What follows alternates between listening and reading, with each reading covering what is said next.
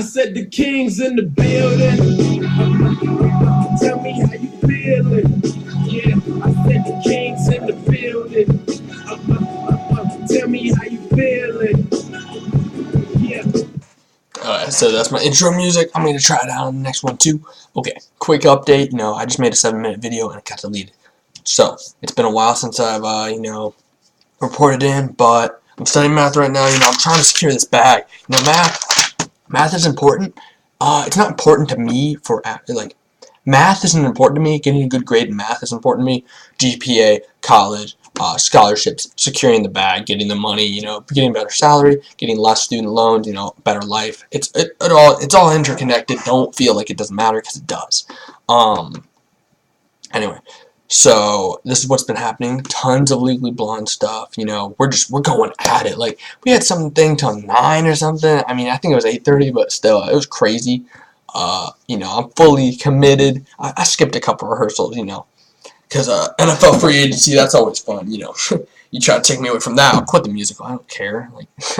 I'm all about NFL number one, college football number one, but NFL right now is number one, and basketball. But anyway, speaking of basketball, we went on a tangent there, but let's just get this out of the way so the theater people can keep watching.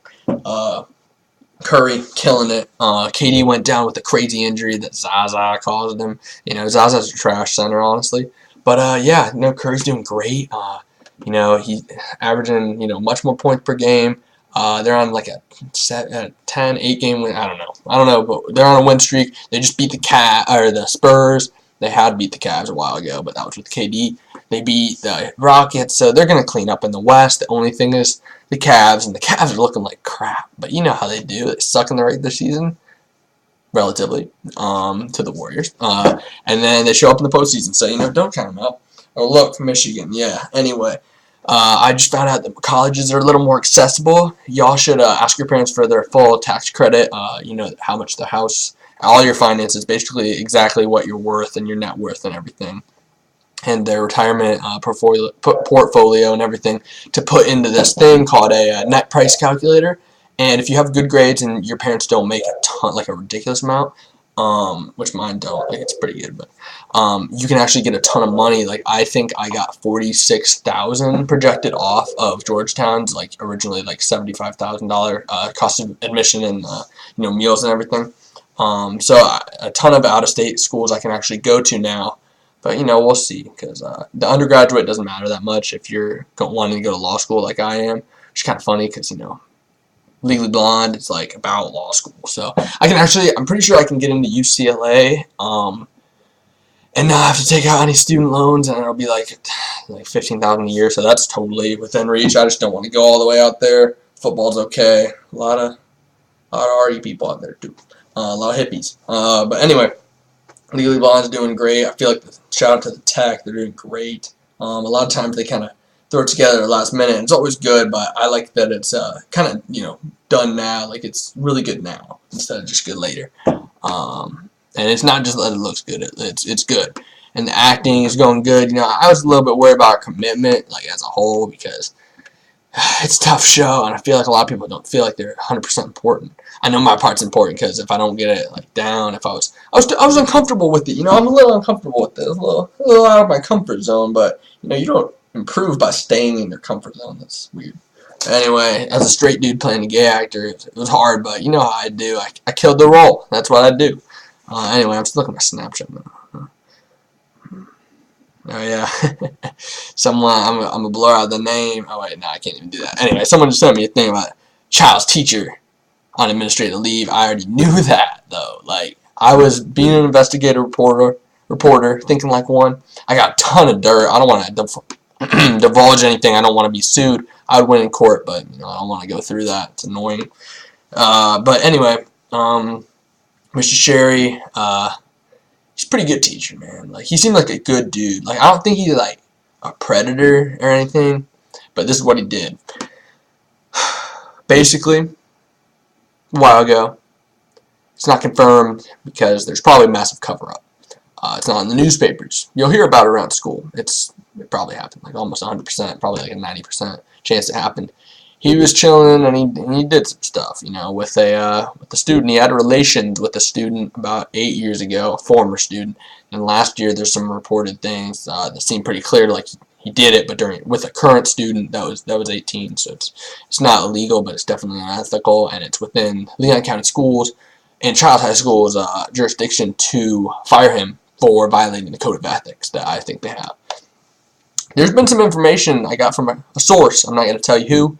I'm not going to say that I 100% believe it, but that information and evidence was shown to our principal, our leader, prior to this about a separate incident, and was swept under the rug. Hopefully they do a thorough investigation to see. This is what I want to know. What did the principal know, and when did he know it? And that's it. And also, of course, first, Sherry's got to go, for sure. I mean, it's a fireable offense, and it should be, and he's done. He's being stupid, as usual. I mean, like, stupid, unethical. If you look at it literally like a cold, hard, like, glance at it, what are you doing? Like, come on, that's kind of pathetic, honestly. But yeah, I pray for the girls too, because I don't know why you would do that. That's a dumb decision, and like it's kind of trashy. Like, it's bad, but I don't want to go victim blaming because he's the adult, so he should obviously never put them in situations bad.